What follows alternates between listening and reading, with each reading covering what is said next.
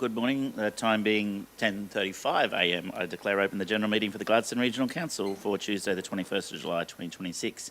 Obviously we're starting later this morning because we've just adopted our 2026-2027 budget. The first item on the agenda is apologies. We have no apologies as councillors are all present. We move to the next item, which is messages of condolence. Do we have any messages of condolence? No messages of condolence. I'll move to the next item, which is conflicts of interest declarations. Tanya. No. Thank you. The next item on the agenda is the Mayor's statement on current events, and I'll start by just referring to our budget, which we've just adopted. For those who missed the budget online, it was a $441 million budget with a $143 million capital works program and an average general rate increase of just 0.47%. This year we've introduced an averaging general rates model, which means valuations will be averaged across 3 years to make sure there's no significant increases to residents in their rates notice this year, so it will be averaged. And of course, one special thing I'd like to mention is the $50,000 we've added to the Gladstone District Sports Foundation, which will help our aspiring Olympians in 2032. So much more to the budget, which no doubt we'll be able to find on Council's website, which has all been uploaded now, as Kyle is agreeing with me, and absolutely has. Well, also in the last couple of weeks, we had the Central to Defence launch. This happened in Rockhampton, positioning Central Queensland as Australia's gateway to the Pacific. The business case outlines 5 priority investments, including a proposed submarine support facility at the Port of Gladstone, jointly driven by Gladstone Regional Council, Livingston Shire Council and Rockhampton Regional Council alongside Regional Development Australia. It's fantastic to work with our partners and our neighbours to ensure that we have a significant increase in our defence presence in Central Queensland. On the same note, we had Exercise Austral Shield in Gladstone from the 3rd to the 17th of July, delivered 2 fantastic weeks across the Gladstone region. This exercise strengthened the local preparedness and critical infrastructure protection, and ADF personnel are actively connected with our community through local events. And I want to refer to the local event organised at the Phillip Street Communities Precinct and thank Shay Phelps and the team who got involved and made sure that was a huge success. Shay works in my office, and it's not normally her role to organise an event like that, but she did a fantastic job, and as I said, she was supported by the team, and it was a huge success. We thought maybe a couple of hundred, maybe 500 people might turn up. Thousands of people turned up to the Phillip Street Community Precinct, so much so that the young vets had to go to the shops many times to get more snags for the free sausage sizzle. So thank you to the community who turned up, and mention too to John Eade, who played the music on the day, and I think he was fantastic as well. We've also just had Luminous at the Tondoon Botanic Gardens, 4 magical nights, and over 21,000 people. That's not including the under 5s that attended. Over 21,000 people attended the event at the Tondoon Botanic Gardens this year. The event also celebrated 30 years of friendship with our sister city, Saiki, in Japan.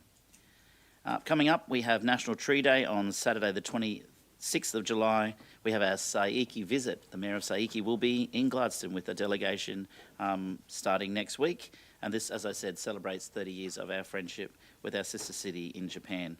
And Symphony Under the Stars on July 31st at the GPC Marina Parklands. Thanks, of course, to ConocoPhillips and the Queensland Symphony Orchestra. We'll move on now, councillors, to the confirmation of the minutes, and G2.1 is a confirmation of the meeting on the 7th of July. Mover, please. Thank you, Councillor Holsheimer and Councillor Davis. All in favour? Motion is carried. We'll move to our officers' reports. G4.1, Gladstone Region Walking Network Plans. I'll hand over to the General Manager of Assets and Environment, Mark Francis, and welcome Phil Baker to the table as well. Thank you, Mayor. Good morning, councillors. This report seeks endorsement of walking network plans for Calliope, Boyne Island, Tannum Sands and Agnes Water. These plans have been prepared in accordance with the Department of Transport and Main Roads Walking Network Planning Guidance. A walking network plan is essentially a strategic map that identifies the preferred walking routes within a 2-kilometre catchment of key destinations, such as schools, shops, public transport, community facilities and town centres. The purpose is to identify where future footpaths, crossings and other pedestrian improvements would provide the greatest community benefit. Gladstone's plan was completed as part of the pilot programme in 2021. Important to note that endorsement of these plans does not commit Council to constructing every pathway shown. Rather, it satisfies the requirements of the state-funded programme that supported preparation of the plans and enables Council to seek future 50-50 state funding for eligible pedestrian projects identified within them, which are also identified in the accelerated footpath programme you've requested as part of your service planning discussions. Officers are recommending endorsement to complete the grant obligations, expand future funding opportunities and provide a stronger evidence base for prioritising pedestrian infrastructure across these communities. Happy to take any questions. Thank you, Mark. I've got Councillor Churchill, then Councillor McClintock. Oh, yeah, thanks, Mark, and thanks, Phil. This is just a quick question, and totally supportive of what you're endeavouring to do. I'd just like to get an understanding, because from yours, you've got Boyne Tannum, which is the twin towns there. Just trying to work out for the future where 1770 may fit in this with Agnes Water. I noticed with your plan, it goes towards that, and I know that there is a long footpath that's already connected down to the marina.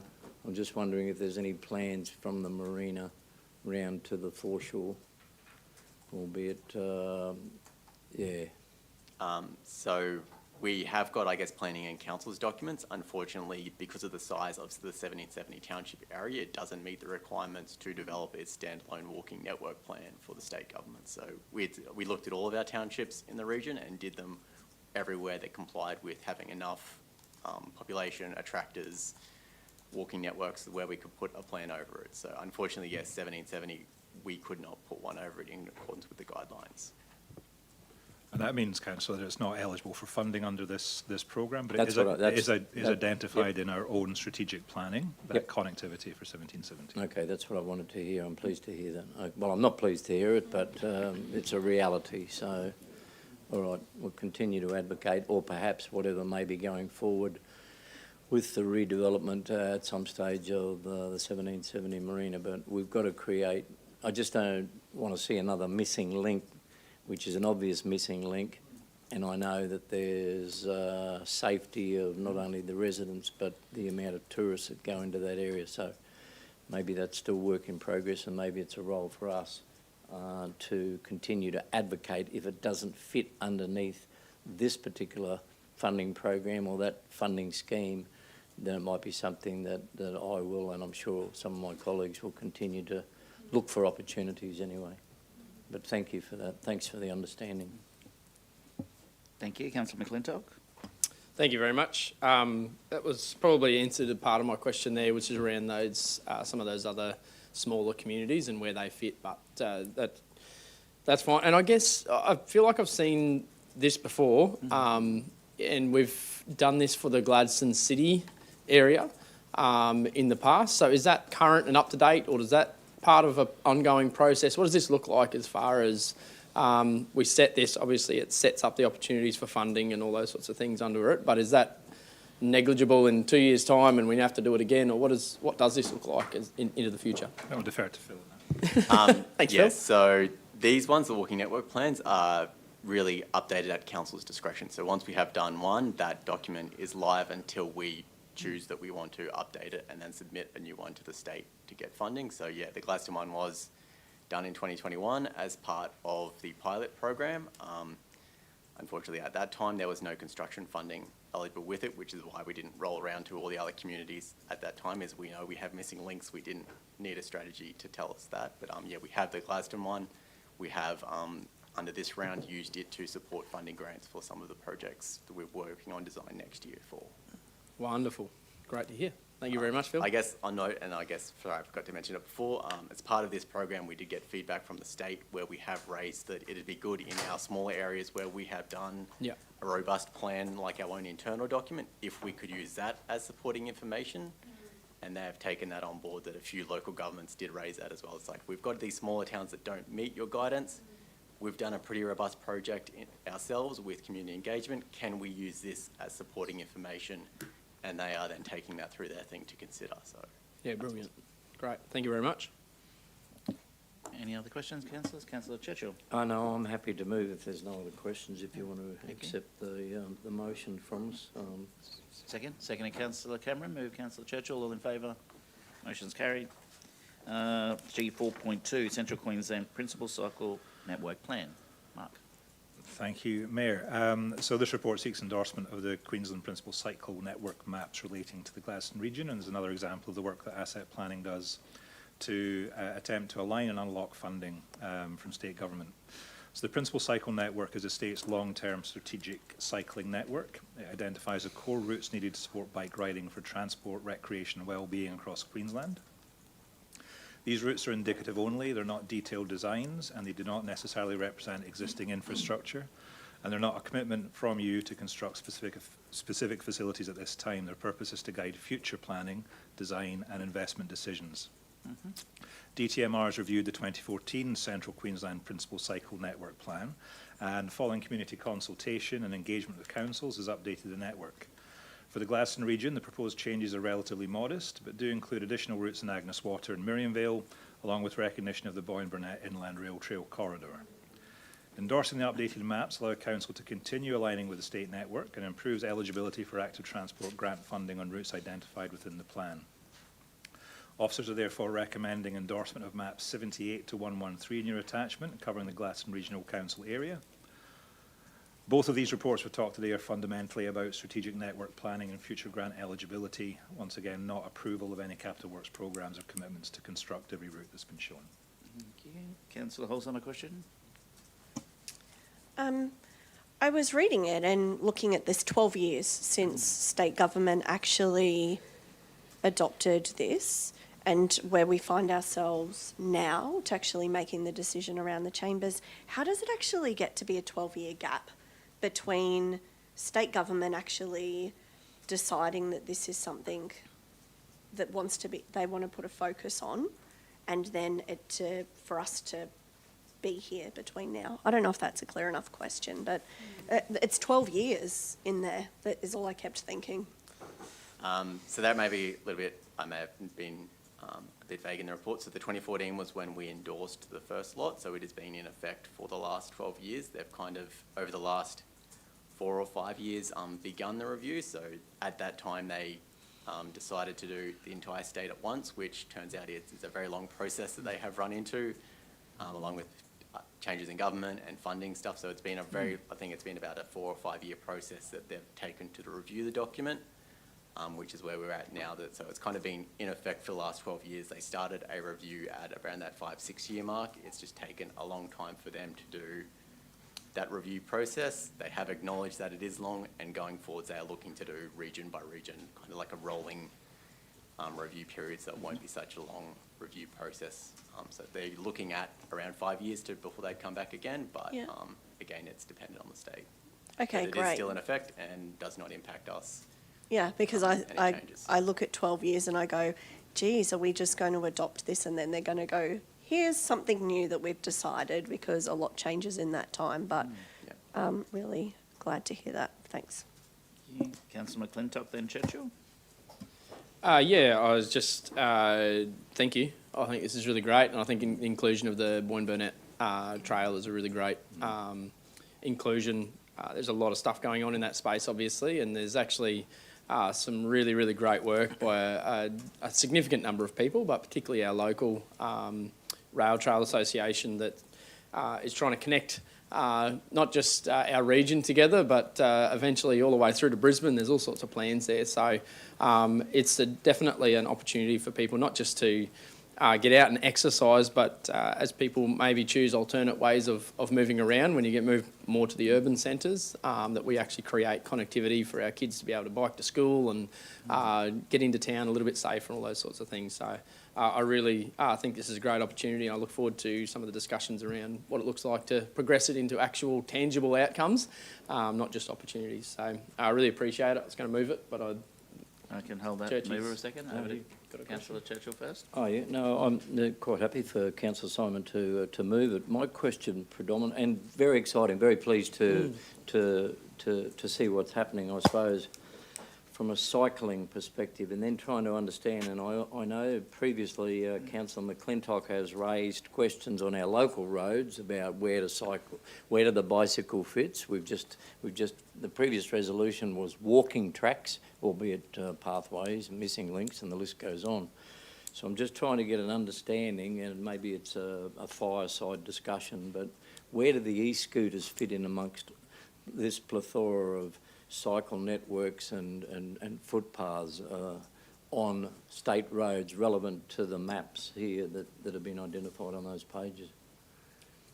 They fit at 12 kilometres an hour. They do. Well, we hope so, but Yeah, I guess that one, yeah, it's a bit, I guess recent change in legislation would really come down to where they're allowed to operate. So previously, I believe they were designated cyclists, so they would go anywhere where a cycleway could, where with now changes in legislation that I believe they're required to be on road if it's over 12 Ks, if the zone, as long as the speed limit is under 50 Ks or 50 K or below, at which point I think after that they have to be off-road, but it is still speed limited. yeah, okay, just based on the change of legislation, but is that a TAG agenda matter that's for discussion? Because, I mean, compliance with legislation, yep, education, awareness, and whatever the case might be, but I'd just like to get an understanding, if we're talking about our local state roads, is there a need from, this could be another cost-shifting exercise, local government with signage and or footpath signage, road signage, I'm not sure what it means. I'd just like to get an operational understanding. We'll need to take that question on notice, Councillor. Yep. And we can certainly raise it through TAG if there's anything coming down the road, as it were. Okay. I think from a TA perspective too, have been and there are continued efforts to do education, particularly around schools. I know there's been some funding that's been associated to helping schools understand the e-bike laws and rules and how they can and can't operate on the way to and from schools. I know it's an ongoing conversation around how do we make sure this is safe for all of community to use our networks, not just those on e-scooters. It's not just about keeping those guys safe while they do what they do. It's the 5-year-olds walking beside grandma on the way to school getting taken out and those sorts of things. So there's a series of things that can and are being discussed at various levels, but at the end of the day, QPS are really working hard on how does that actually look as far as how do we actually make these laws reach a tangible level where we actually make impact on what's going on. So as with all laws and rules, they only work as well as the willingness or the ability to, I guess, commit to them from a practical point of view. Do we have enough staff? Do we have enough people to do that? But then the other side of the coin is just people doing the right thing and looking after the community and being responsible for the people around them as well. So, You know, I'm prepared to accept that. I mean, community safety is paramount, but provided we in local government land don't end up having the cost shifted to us Yep. as a result of the legislation that changes from an infrastructure perspective. But anyway, happy to second Thank you. Councillor McClintock's motion. Okay, move Councillor McClintock, seconded Councillor Churchill. Any further questions? Put the motion, all in favour? That is carried. We'll move to G 4.3, Phillip Street Communities Precinct. Thank you, Mark. Thank you, Phil. Hand over to the General Manager of Community and Lifestyle, Carly Lee. Good morning, councillors, and thank you. Today we'd like to table the annual report for the Phillip Street Community and Families Precinct. The advisory committee for the Phillip Street Community and Families Precinct does have a role to bring the community voice to the precinct. And we do have representatives from across all sectors, including our senior audience, our young people, multicultural, our disability, and our Aboriginal and Torres Strait Islanders. And also are joined by two of our councillors, Councillor Patrick and Councillor Cameron, who contribute heavily to that particular committee. The committee has a role to identify emerging community needs and priorities, to provide feedback on services, programs and activities that we deliver from the precinct, ensure the community perspectives inform our planning and decision making on future activity, and advocate for inclusive and accessible outcomes. We've had a few activities at the precinct that have been informed by community voice. Those include Mindful Mondays that have been implemented, our Move, Connect and Grow initiative that's very popular with our seniors. We've done our Tai Chi exercises there, a new initiative that combines technology and tea, which is pretty cool to learn new skills. Picnic at the precinct, our Welcome to the Region morning teas, the annual Dorry Day Careers Expo, and most recently the Austral Shield Community Open Day.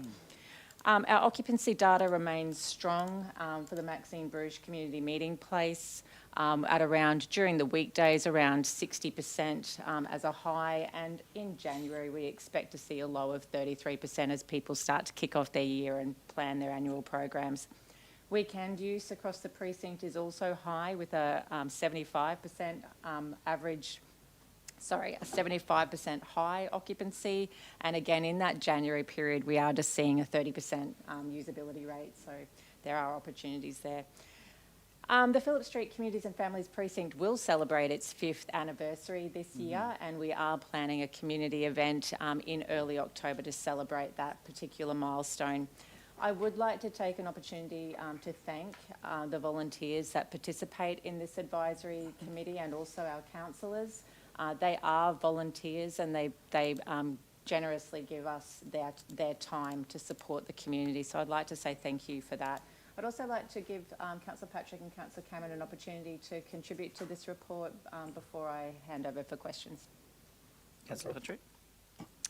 Thank you, Kylie. That's a very comprehensive overview of what we have been doing for the last 12 months, and it very much feeds into our new corporate plan, particularly with our having reliable services, clear communication with community, having places that are really well cared for, very welcoming, and having a central area where our community can be really involved.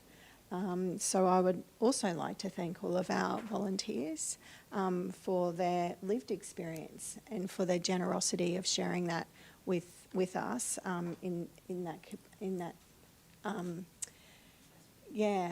that advisory committee. So if there's anyone that has any other questions, I'm happy to answer those. Otherwise, I'll hand over to Councillor Cameron for his. Thanks, Leanne.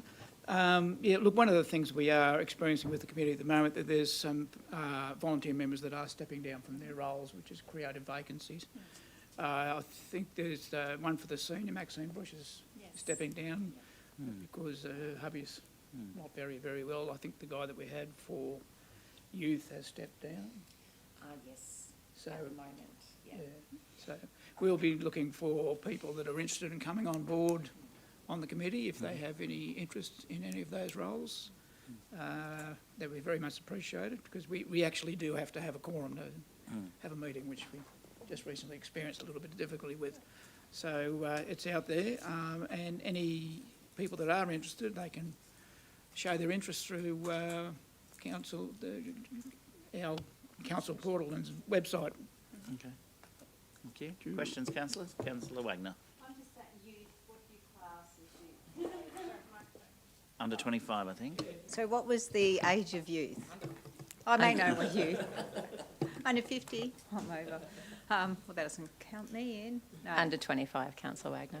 And how many members do you have on that now? So there's 7? Yep, 7 members. Oh, okay, because I thought we had a bigger committee than that. Obviously, we've lost some. That doesn't include the councillors. Oh, okay. Oh, okay. It would be sad to see ex-councillor Bruce not on that committee. She's an amazing woman, and obviously it's a namesake building. So, I think we probably need to celebrate everything she has done there, because she's amazing. Okay, thanks. Wasn't she at the very beginning? Yeah, Yes, she was. Maxine has been an incredible asset to us. She's been part of the working group in the lead up to opening the Phillip Street Community and Families Precinct, and has only just stepped down as the formal member in the advisory committee. So we will remain thankful for everything that she's done in that space. Councillor Muscat.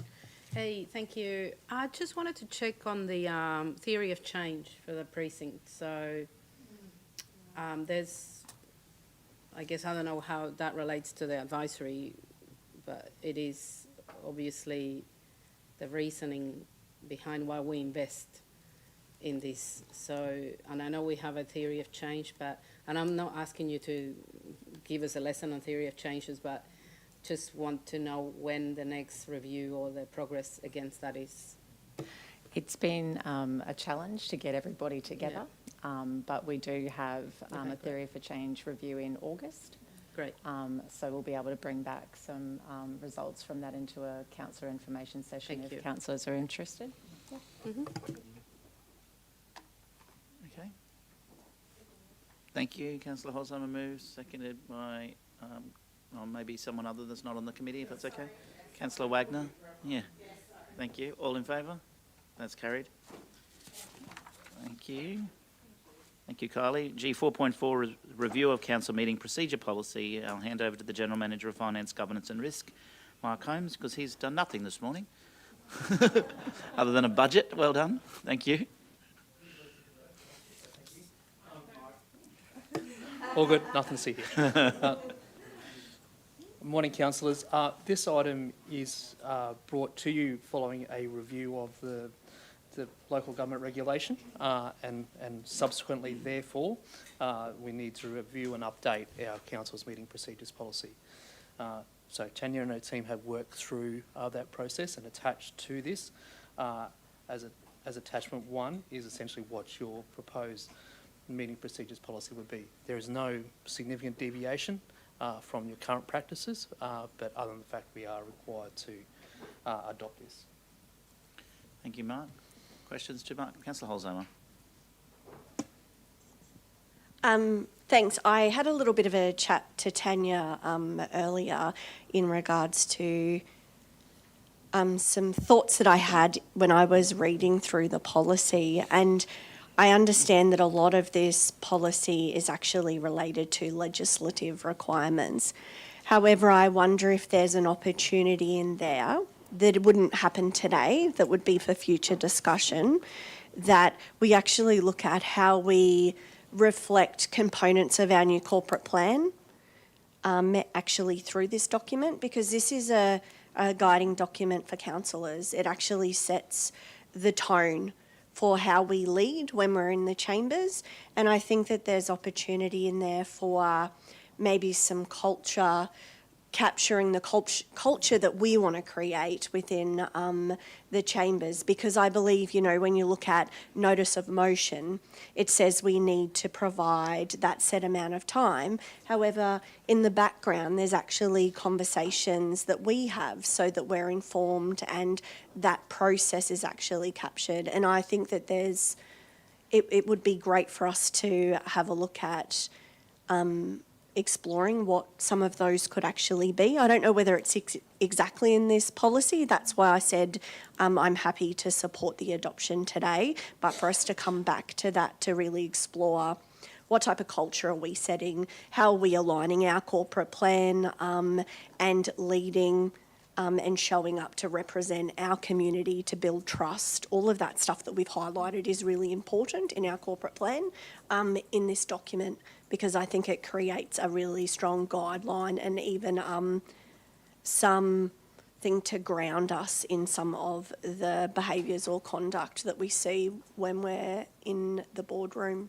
So happy to support the officer's recommendation, but would like us to circle back to further conversations about this in the future. I'm not sure how my colleagues actually feel about the appropriateness of that as well in this document, or if there's another place. I know I've sprung it on you as well as a conversation to have. I don't think we need to find the solution today or even pull it apart today. It's just something I would like us to consider to circle back to at a later date as well. Thanks. Thank you, Councillor Holzheimer. Councillor McClintock. Yeah, I don't think that's necessarily a bad thing. I think this policy does obviously capture a lot of that, the legislative direction, as you pointed out. I think, or if I can interpret a little bit of what you were just saying there, is more around creating clarity for what we want to see in this room, not just what we're required to do in the room by policy. Is that kind of the intent? Yeah, and it's not to create more work for us. It's not to create more work for officers, even though it will initially. And it's more around clarity and how we show up to represent in our community as well, and how we demonstrate, collaboration, accountability, building trust through our meeting procedures as well. And I wonder, just while you're talking there, whether it is in this or whether it's a matter of, from our corporate plan, as you stated, I know there's a series of working documents for the council business to actually operate from that, and whether there's some documentation that we could create or have a look at for us as a councillor group on how we implement some of that, that would incorporate maybe what you're intending there as well. I don't know, but... Yeah, that's why I thought it was for Yeah, future I think it's great. discussion. It's good. That, yeah, just sets some, I don't know, yeah. Councillor Wagner?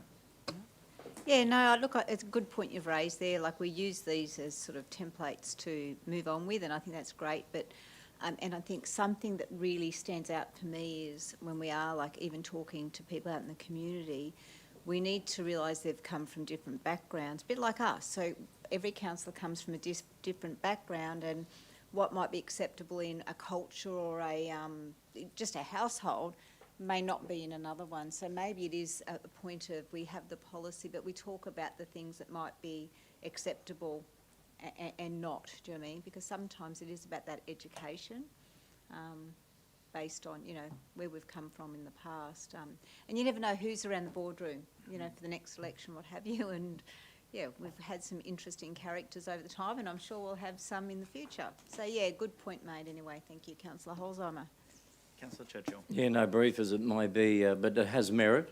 But I would hope from your learnings from the Australian Institute of Company Directors course that you would also, at the same time, through the chair, allow for some latitude, because provided it doesn't gag robust debate, and at the same time very mindful of what happens in the business and the corporate world, is that because we're bound by legislation, is understanding what that legislation is, how it relates to us. I agree with where you're coming from, and I think it's a discussion for a later day. Happy to support today, but I think also be very mindful that legislation changes. And when it changes, you've got to be nimble enough to be able to react and or respond. But anyway, thank you. Changes too often is a problem. Councillor Cameron? Yeah, thanks, Mr Mayor. Reading through this, it's a good guidance document. I don't think it's something that we have to be that rigid with, but I think the conduct of the councillors around this table is first class.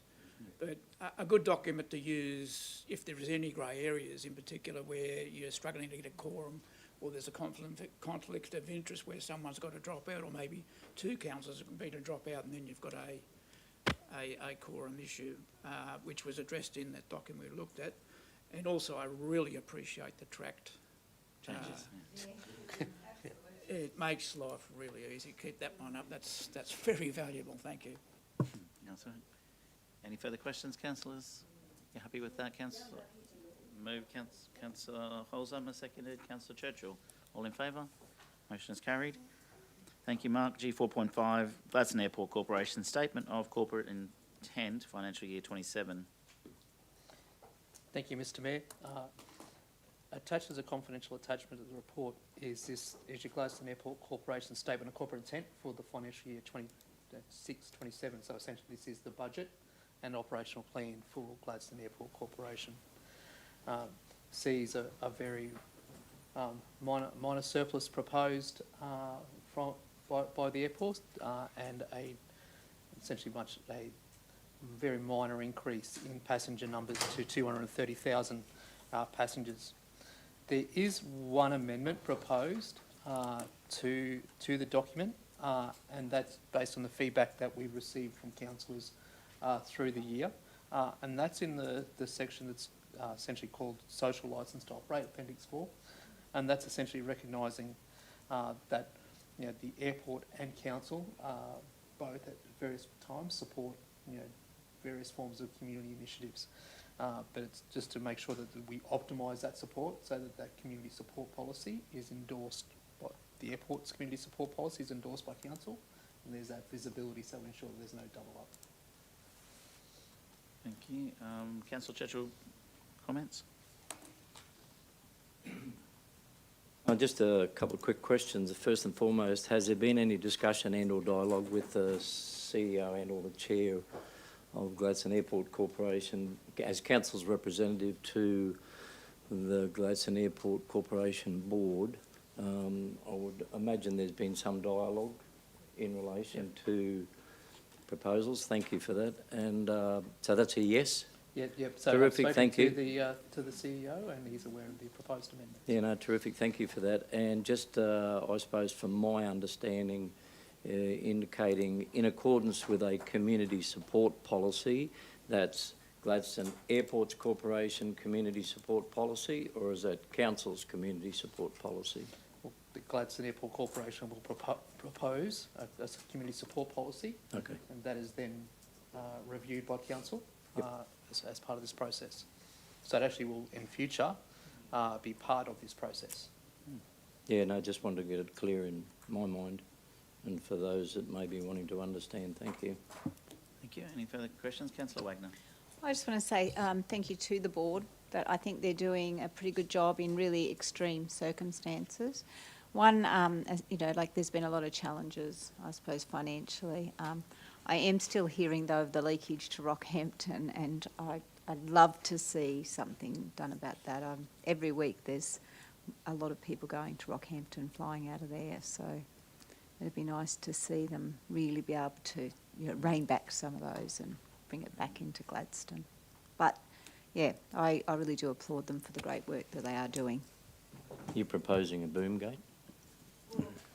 Perhaps that might be, but we'll charge for it. Yes, okay. Any further comments or questions? Yes, Councillor Cameron. Just getting back to your amendment there, does that require endorsement through this council for any funding models they want to put up? So essentially, the Airport Corporation will put forward its community support policy, and it will then be endorsed by council. Through this table? Yes. Yeah. Okay, thanks. Mover for the officer's recommendation. Thank you, Councillor Davis and Councillor Muscat. All in favour? Motion is carried. G 4.6, monthly financial report for the period ending 30th of June. Thank you, Mark. Close it out. Thank you, Mr. Mayor. This report is essentially your financial report through to 30th of June 2026. This isn't your final financial report with respect to the 25-26 financial year, but rather is just where we sit at this point in time. So the team is busily working through a number of accruals and processes that happen each year as we essentially close things out. We close our capital projects. We recognise revenue that hasn't been calculated yet, and that is a significant difference between what you will see here in this report and what you will see in the final financial report. So you'll note that the operating result in here it shows a $14.3 million deficit. The significant piece, and we've accrued much of our expenditure. There is still some expenditure to accrue, but significantly we do have our water consumption revenue and several other sources to come in that is expected to essentially push us back to a very minor surplus in line with your forecast. Thank you, Mark. Questions to Mark? No? Can I get a mover, please? Thank you. Councillor McClintock and Councillor Churchill. All in favour? Motion is carried. G 4.7 is LGAQ 2026 conference motions and attendance. I'm the chair of the motions committee as president, but I've delegated that to Mayor Sam O'Toole, so I won't be on the motions committee this year. We're proposing to send more than the 2 free registered delegates. Is that correct? I think Tanya, help me out about the conflict of interest there, please. I don't feel there is one, but someone else might. Mayor, I'm just working through it now. Yeah. Just talking through some considerations. You are an executive member, so you're a member of the board. Yeah, president. This does involve council potentially paying money to LGAQ for a service. So I would suggest that the actual motions you don't have a conflict with. No. But you would in terms of the attendance, yeah. And it could be a material personal interest. Let's just declare it as an MPI. I'll leave the room for both, and That way I don't have to worry about the conference motions either, in case I end up back on the chair. I have delegated that, I'm busy enough. But, Deputy Mayor, you're fine, thank you.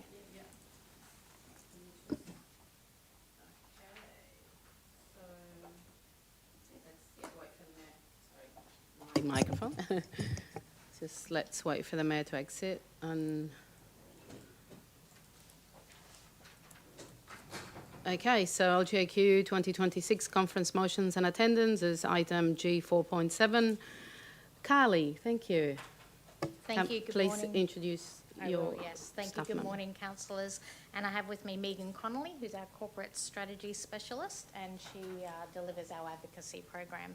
So following today's adoption of the 26-27 budget and op plan, council's made some really deliberate decisions. With a budget surplus of only $48,000, we worked really hard to minimise the impact on ratepayers while continuing to deliver the services and infrastructure that our community relies on every day. We also took a real close look at council's role. What do we do? What do we support others to do? And where can we advocate for better outcomes for our people? One of our ways of doing that is through our advocacy, including putting conference motions to the LGAQ annual conference. If supported, those motions become sector-wide priorities and give councils a stronger voice in working with other levels of government to achieve better outcomes for our community. There are 3 motions for your consideration today: doing the everyday things better, finding efficiencies, and building trust and confidence in local government. With that in mind, the 3 motions are acting as provider of last resort services. So this motion asks Queensland Government to develop a fair funding and support model for situations where councils are left to deliver essential government services because no other provider is available.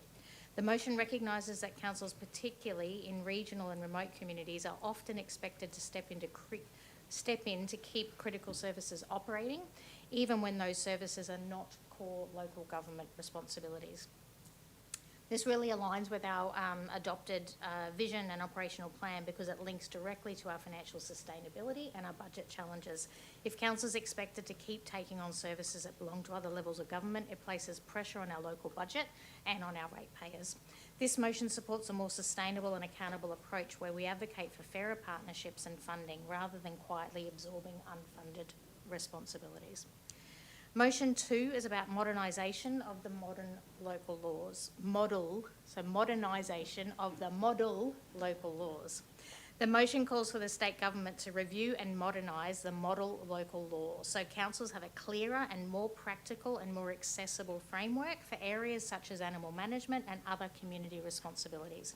The current model local laws were developed after consultation in 2007-2008 and are now difficult for council officers and the community to interpret and apply. So it's about doing everyday things better. Modernising the framework would reduce unnecessary costs, duplication and administrative burden for councils, while improving consistency and outcomes for ratepayers and the broader community. It aligns strongly with our operational plan focus on strengthening how council delivers everyday services and improving performance. And our final proposed motion is the Queensland Fire Permit System reform. This motion seeks a modern, risk-based approach to Queensland permit to light framework. The permit to light fire framework. It proposes a streamlined approval pathway for low-risk planned burns undertaken by suitably qualified people, while maintaining appropriate oversight for higher-risk burning activities.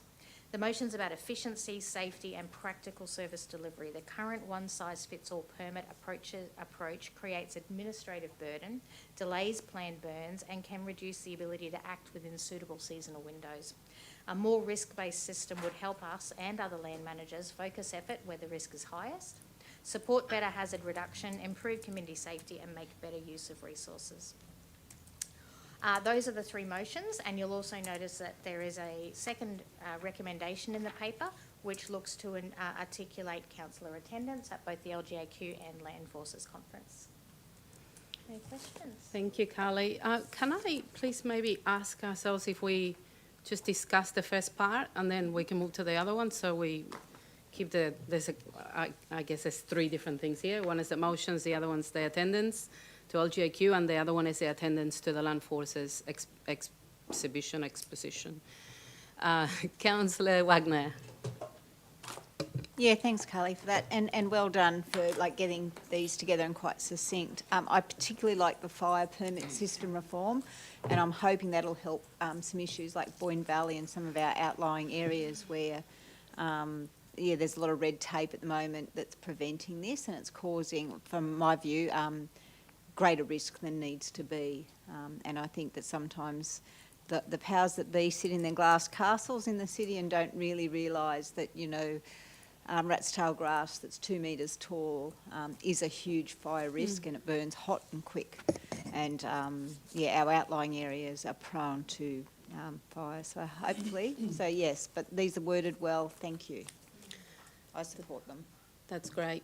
Councillor McClintock and then Councillor Melissa, thank you. Yeah, I was just going to say a pretty similar thing. The fire permit process has been an ongoing, real genuine issue over even our short time in council. It's been raised a number of times.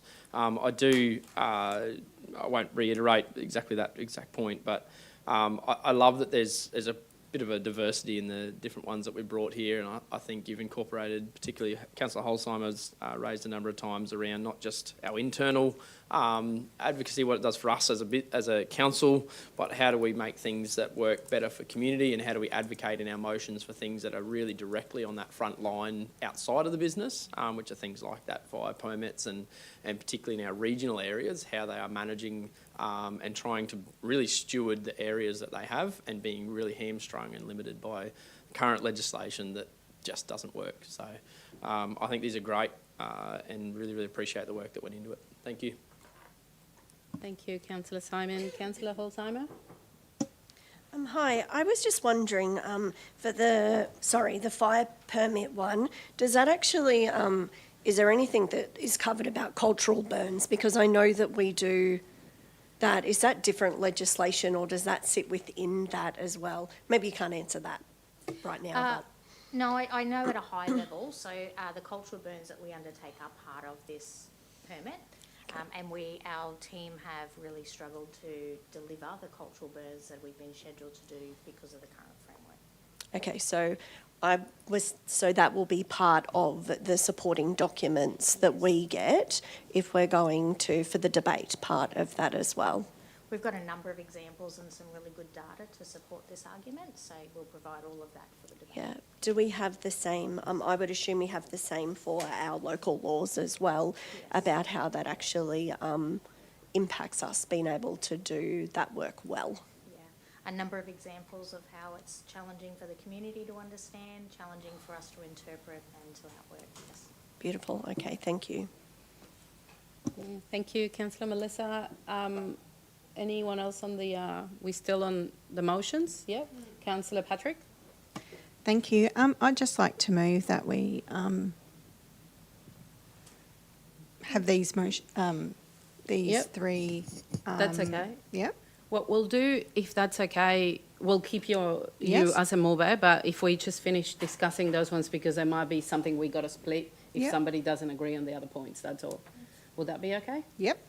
Okay, any other questions in relation to the motions? And then we can go on to the attendance. I'm pretty happy with the motion, so that's, I guess, my comment. So happy to move on to attendance from Councillor Patrick, McClinton, Cameron and Holzheimer to the LGAQ conference in October. Anyone has any questions? Councillor Holzheimer. Me again. I was just curious, have we actually, and do we need to decide on who's actually going to speak to the motions today through this process, or is that something we need to decide on later? We can decide on that later. So today is about the attendance, and we can do the speaking part even up to the day of the conference at conference. Yeah. Okay. So as in who Thanks. is formally going to be a delegate? Yeah. Yeah. Thanks. That's, but yeah, I remember us maybe, haven't we talked about it in previous motions? But I mean, if it's not necessary to have it endorsed here, it's okay. Yeah, it's not necessary to have it endorsed. No. Okay, great. Any other questions yet? Okay. Yep. Councillor Davis? Yep. Thank you. I'm just double checking, and I'm pretty sure I know the answer, but we have budgeted for the 4, haven't we? Yeah. That's all I'm checking. Thank you. I have, anyone else? Councillor Cameron? Yeah. I was going to ask the same question. Great. Is that budgeted? I thought it was only 3, but it is 4. I think we updated it, and sometimes we are a bit flexible in relation to the costing, not so much the number, or, well, I can't Yeah. remember from the top Yeah, of my there, head. there is sufficient budget, and we had recent conversations before the budget was adopted, so we were quite clear on how many we wanted Yeah. to attend, and we've included that. Just a quick comment. It Yes, was thank based you. on the fact that the LGAQ annual conference is the pinnacle. It is the penultimate of professional development for elected members in local government. And just going back to that question before about who's going to speak to or against or whatever in the debate, be lovely to see that shared, because it is just great experience for people to be able to stand up and speak for our motion on behalf of our council and our region. Thank you, Councillor Churchill. I have a question. Considering we have 5 people then not going to be there, and we have an information session, could we, but the mayor is also going to be there. 5. You said there's 4. Sorry. Okay, so should we look at now or later on to probably defer that information session? Yeah, we can do that. I believe Tanya can correct me to be operational, so it wouldn't need to be involved in a resolution today. Wonderful. But yes, we will need to address that. Sounds great, and I guess we can plan into, moving some of the papers for before or after. Is it a general meeting? Okay, there you go. It's a general meeting, actually. For the general meeting, we will need a resolution, but we can deal with that. We'll bring a report next meeting. We have no quorum, so don't you want to do it now? On the 2nd of August. For the next meeting. For the 1st August general meeting? Yeah, I understand that, but if we can solve it now, you don't want to solve it now? We can. It'll just need a resolution, that's all. Okay, well, if that's, I was just trying to, I guess, make it easier, since we won't have a quorum anyway. Do you want me to propose a recommendation? Yeah. Sorry, yes, CEO? If I may, just in relation to the new model local laws, the meeting procedures, I'm getting tongue-tied now. It does say specifically about business to be considered at a meeting must be related to the agenda items. I know this is related, but just to be on the safe side, I would probably suggest that we bring a proper report. It was to just a tick the suggestion. boxes. Yeah, I appreciate the suggestion. No problem. So we'll do that. We deal with that at the next meeting. We were going to have one less paper to go through, but anyway, it should be a quick one. Okay, wonderful. So the last one, it's Councillor McClintock attendance to the Land Forces International Lands Defence Exposition. Exhibition, I guess, in Perth in October 6 to 8. So anyone would like to comment on that, or? Yeah, I'm happy to support. Okay, so I guess we have a mover on all of the officers' recommendation points, Councillor Patrick, and a seconder, Councillor Davis. Is that correct? Oh, sorry, Councillor Wagner. No, you're right. A mover and Councillor Patrick, and a seconder and Councillor Wagner. So anyone else has to or need to say anything? Okay, all in favour? Okay, that's been carried. Thank you. And good luck at the conferences, and we'll get Mr. Mayor back.